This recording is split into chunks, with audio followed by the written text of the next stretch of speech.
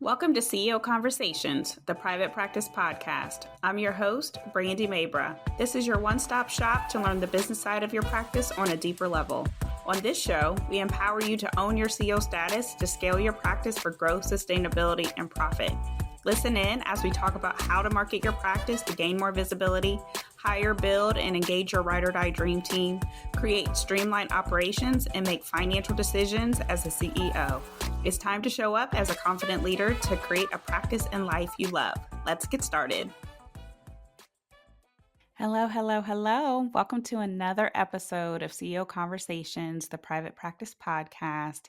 It's Brandy here, and we are diving into a really great topic, I think. It actually came up during a all-day session with one of my clients, and we were going through trying to set her practice up to get ready to sell.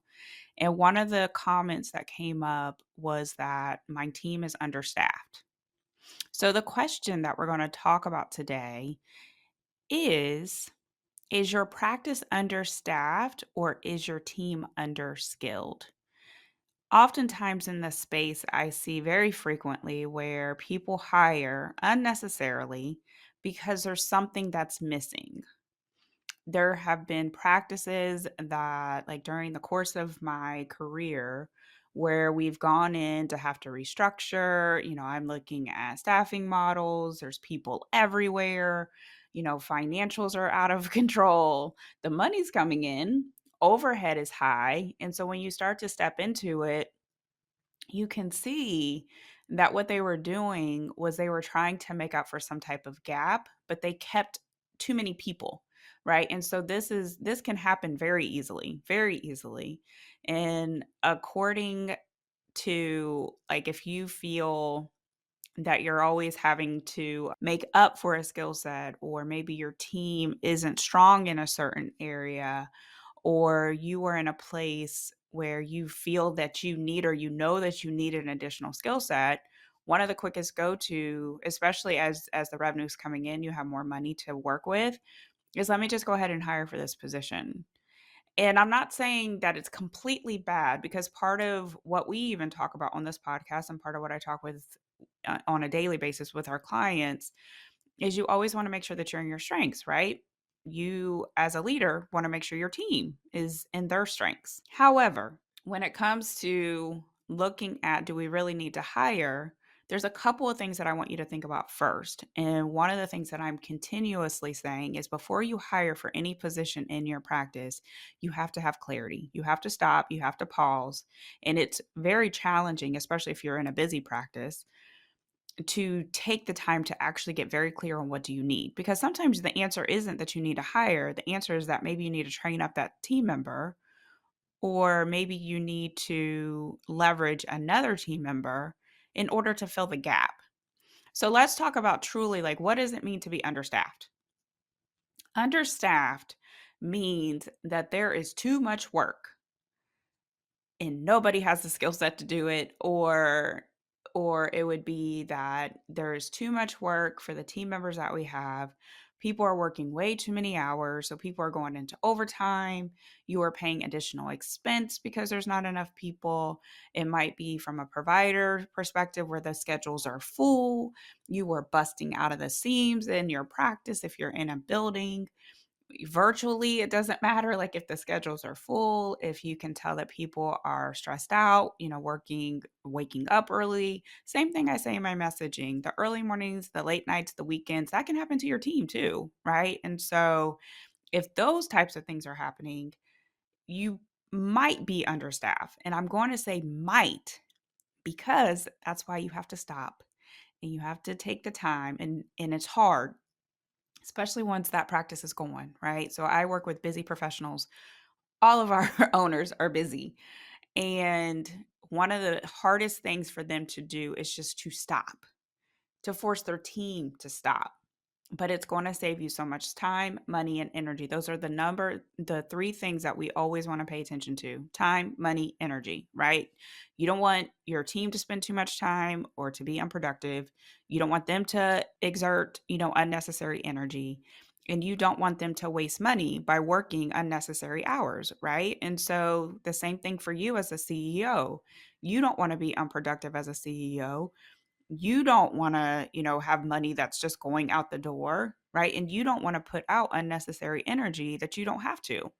So when we're looking at understaffed, like you can walk into a business and you can see there's not enough people. So let's use like what's a common one? Let's use the grocery store, right? And so like if you go into the grocery store or Target or whatever your place is and you walk in and you can see the line, like we're getting ready to go into the holidays, right? You can see the lines, right? And then you can see maybe like two people at the cash register. Like way too many people, not enough people to check out. That's how part of like nowadays with the self checkout, that's how self checkout all like became a thing, right? So that way you didn't have to continuously hire cashiers. But even with self checkout, like there's just too many people, not enough bodies. That's understaffed. We might feel it in restaurants if we go down and sit down and we see like the restaurant is packed, but maybe there's not enough help, waiters, servers, waitresses, like all of it. So, like, those are prime examples of being understaffed. In a practice, it would be maybe the phones are continuously ringing, but you have people that you have to like talk to, maybe standing in trying to get checked in, or maybe there's callbacks that have to happen, follow-ups that have to happen, and there's a delay with that. And your poor person, your poor admin person, maybe it's working all the hours trying to do everything that they can do, and it's just not enough. Those are examples of being understaffed.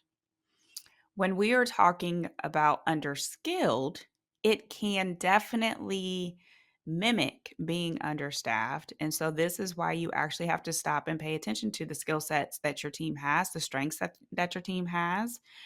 Because in this prime example with my client, it had to do with team members who are definitely underskilled. So, this usually happens when you hire somebody for a job who doesn't necessarily have the expertise that they need. You might have needed to train them up. Maybe they weren't able to catch on as quickly as what they should have. Maybe the job description wasn't as cleared. Maybe the training wasn't as on point as what it should have been. Those are all setups for being underskilled. So, when you actually sit down and you start to pay attention, then you can see like, okay, as you're moving through doing certain jobs, it takes you longer. Maybe navigating the EHR takes you longer. So it takes you longer to schedule an appointment. Maybe you aren't as clear when it comes from a clinical, maybe you don't have like a strong clinical knowledge. So when you're working with a patient or a client, it takes you longer, which means that everything's going to take you longer. So it seems like you're understaffed, right? We don't have enough people. No, you need to train up your team or you need to weed your team out. So, one of the best things that you can do is once you recognize, like, we need a very specific skill set, then you hire for that skill set and you take the time to find that skill set.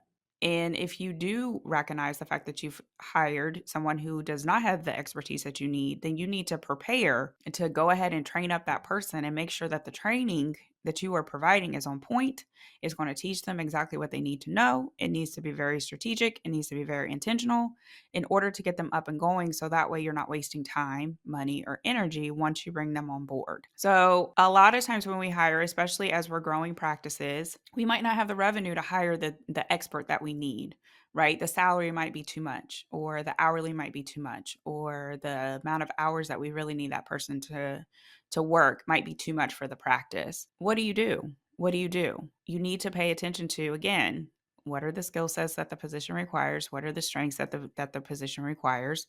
And then you hire accordingly, or you hire what you can for right now, but recognizing it's going to take a minute. But I don't want you to think for 1 second, I need 5 bodies for this position, or I need 5 bodies for this department, when really you only need 3. And so this is where the business savvy starts to come in. This is where you actually stopping as the CEO, asking more questions, paying attention to what your policy and procedures are, making sure that your team has accesses to the tools that they need to be successful.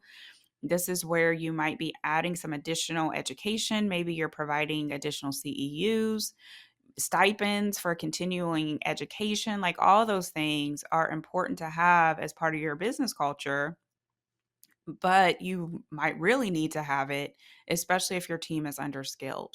If you can, one of the things I see, especially when it comes to admin, and is that there are certain key things that like a strong administrative person needs to have, right? So it might be they need, when it comes to technology, especially with EHR systems, being comfortable with technology, being able to build a relationship, especially because they're having money type of conversations, being able to be the face of the practice, whether if it's answering the phone, answering an email, I don't care, talking to somebody face to face, like all those things are very important.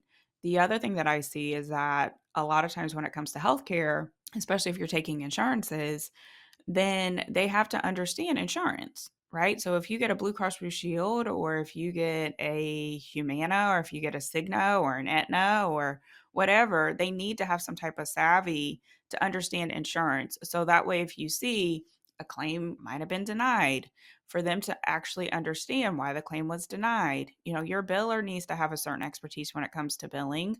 Absolutely. But your admin team, who is also part of this, especially if they're collecting copays, getting insurance information, having conversations about deductibles, trying to collect money, needs to have some type of savvy too. So a lot of times what I see is that people hire administrative folks with no healthcare experience, and they don't necessarily teach them the healthcare experience. And because they haven't taught them the healthcare experience, then the money gets messed up, or the conversations aren't as flowing as what they should be, or if there's complaints, or if there's, where there's certain situations that happen during just standard conversations, right? So that just kind of come with the territory of healthcare and dealing with patients and people's care and sick people.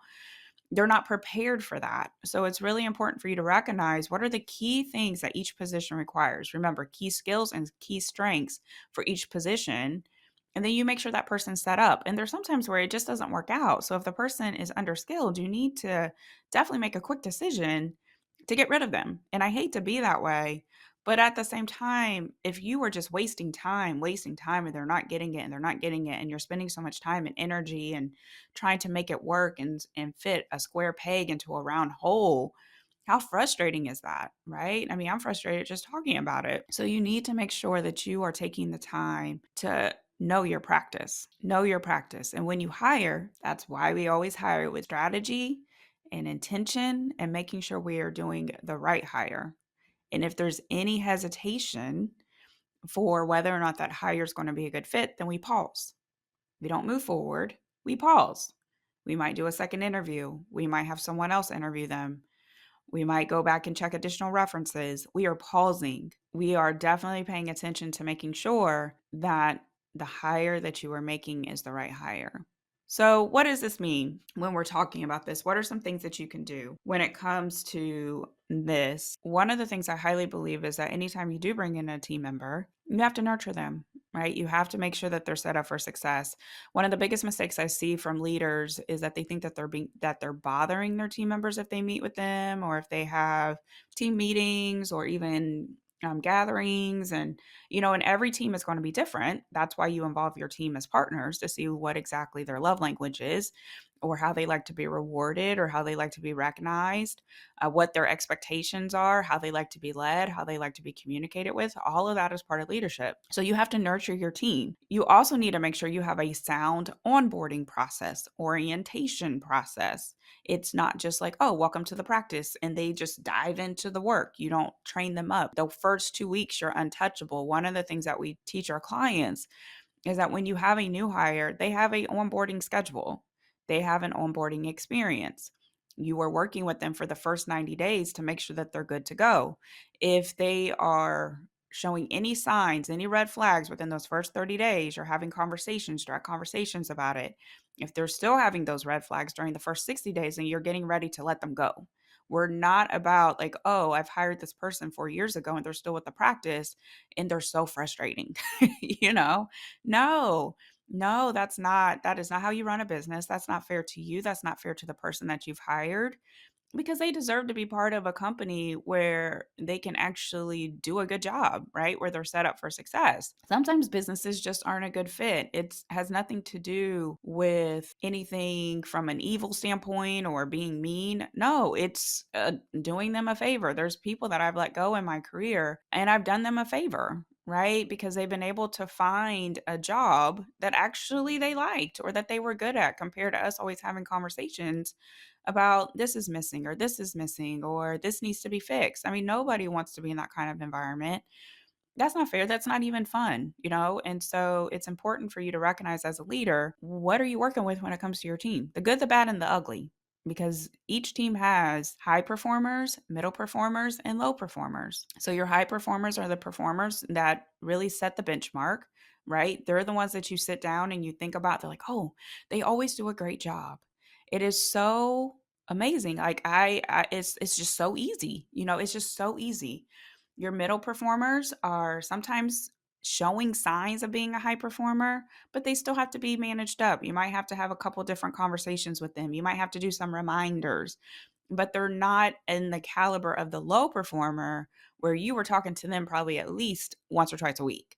You are sitting at your desk wanting to hit your head against the wall because your low performers are just driving you bananas, right? And so these are all signs on whether or not you are, again, understaffed or underskilled. So think about it when you are thinking about your practice, when you're thinking about your team. And we talked about this in a prior episode. Where is your team member a asset or a liability? So as you're going through that and thinking about your team member, each one on a scale from 1 to 10, that's why we do activities like this. That's why we're really paying attention to what's happening with the team. We're asking questions. What do you need to be successful?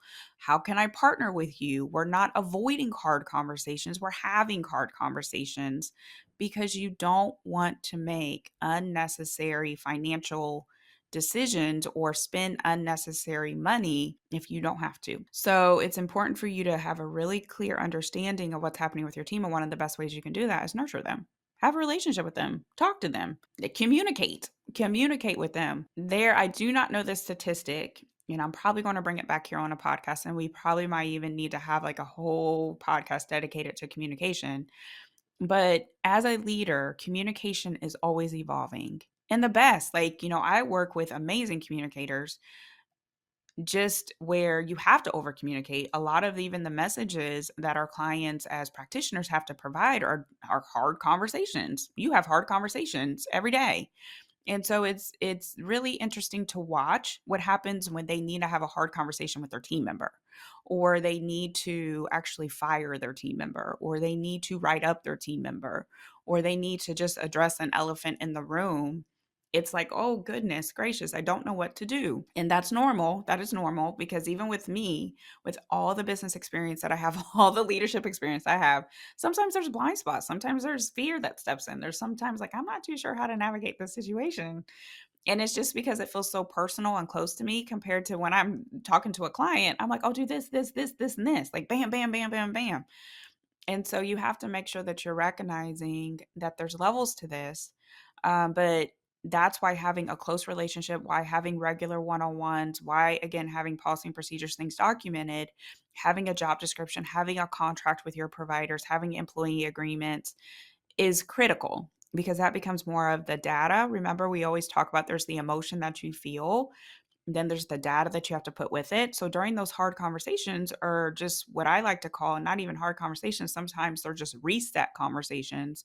You can pull out the job description, you can pull out the contract, you can pull out the employee agreement. You can go back to the previous conversation. This is what we talked about. You can go back to certain situations that maybe the person didn't really show the skill set that was needed, right? And so this is all part of nurturing your team. You have to give your team the resources that they need to be successful. You have to lead.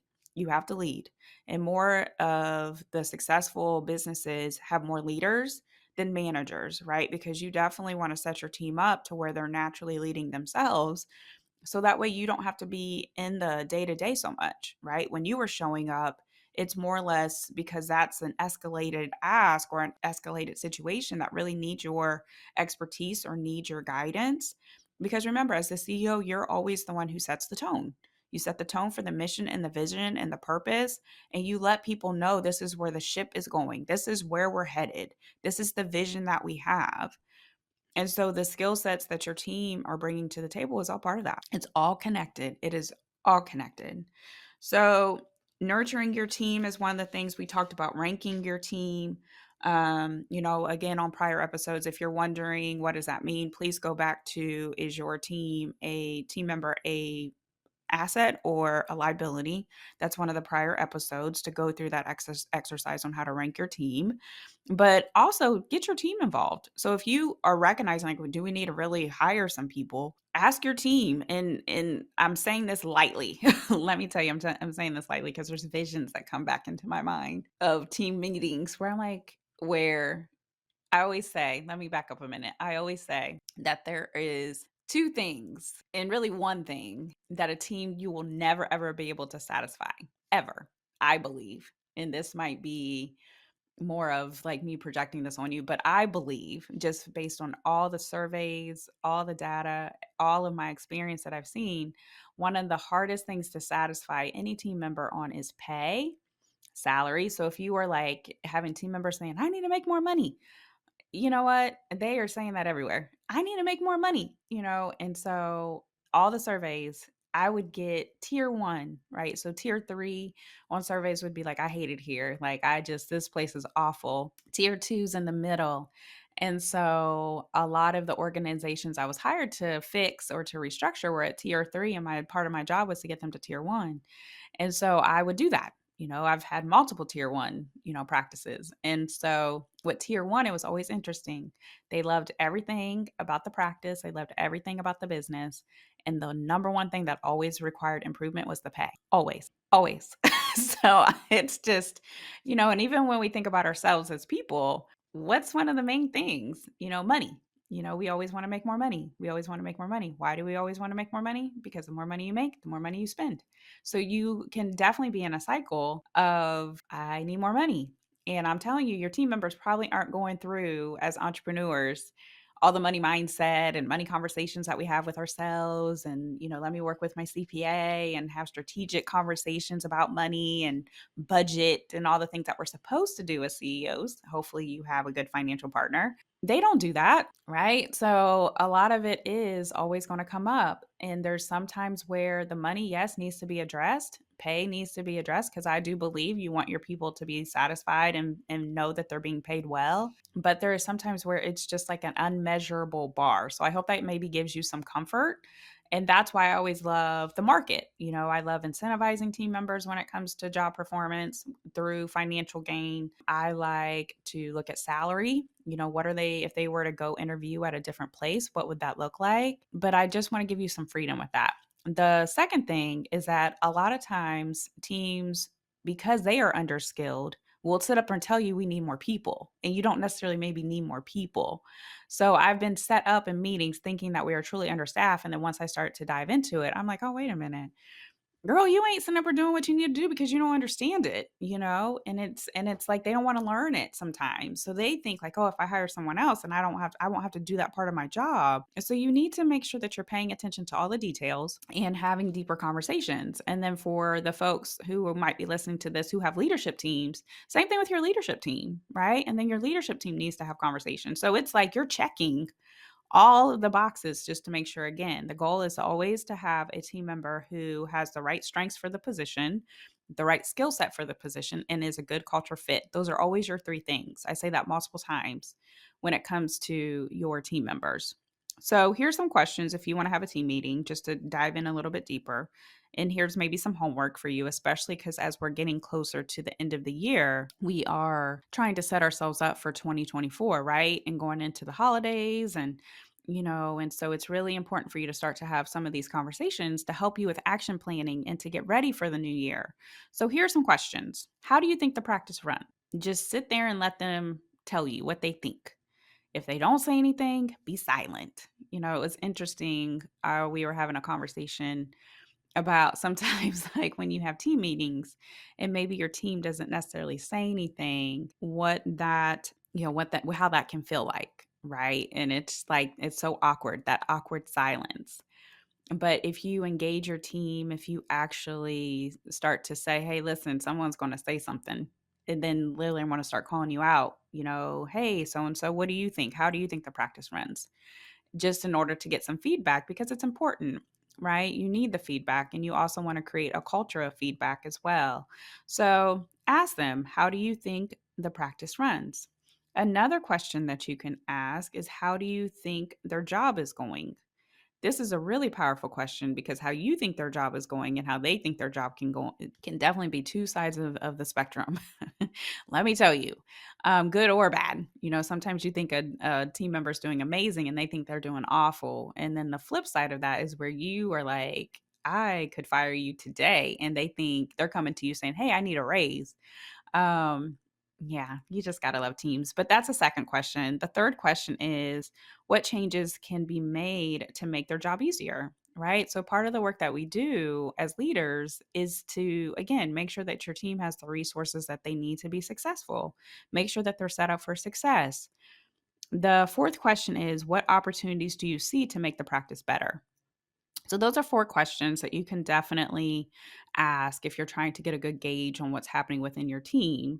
Some things, if you were paying attention to, like, man, I probably have made some bad hires. And so it's definitely not an understaffed situation going on, it's an underskilled situation. Then the next time that you hire, then I want you to definitely pay attention to if you're hiring based on a feeling or a vibe. Your answer should never be, I could see myself going to dinner with this person or on vacation, or they're just so cool. They remind me of me. That's cool but you also want to dig a little bit deeper. And again, skill set, strengths, culture fit. Do they have the experience and expertise that they need for the job? If they are cool on a vibe level, great. But you don't want to just hire based on a vibe. Number two is always ask open ended questions. Please do not ask closed ended questions like, so do you think you can do a good job? The person, of course, is going to say yes. So making sure that you are asking open ended questions. One of the things that we teach our clients is always using behavioral based type questions. So, can you describe a time when you've had to handle X, Y, or Z? What are some things that you did to make sure that you're successful? Those types of questions. And then get input. I always, especially if you already have an existing team, find your rock star team members.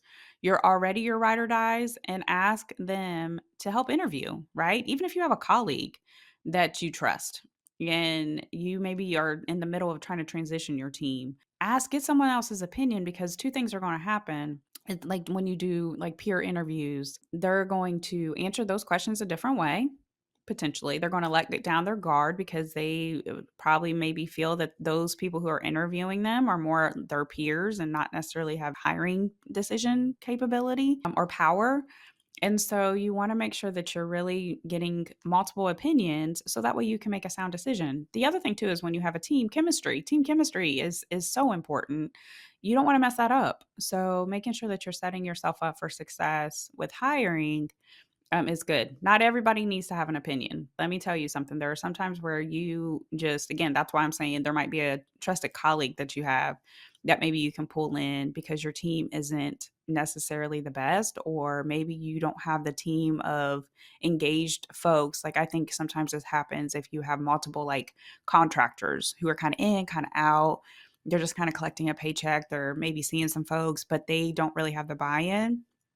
You don't necessarily want those people to be your peer group for interviews, right? So you definitely want to make sure that the people who are helping you with the interview process understand what the position requires, understand the strengths that is required, knows has a really great feeling for what the business culture is that you're creating, so that way they can give you honest feedback. So those are some things to help you as you're diving into this. So again, the number one question to ask is your practice understaffed or underskilled?